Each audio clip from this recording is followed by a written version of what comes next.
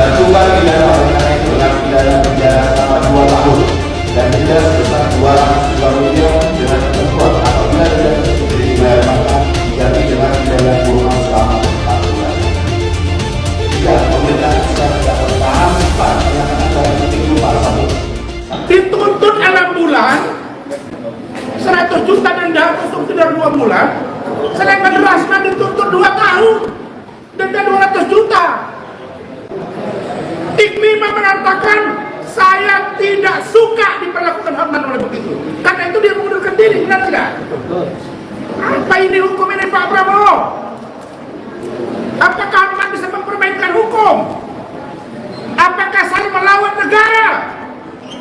Kalau melawan Hotman dianggap sebagai musuh negara, baik, saya akan tangan buat Hotman. Saya akan angkat tangan. Tapi saya tahu bahwa Hotman bukan segala-galanya.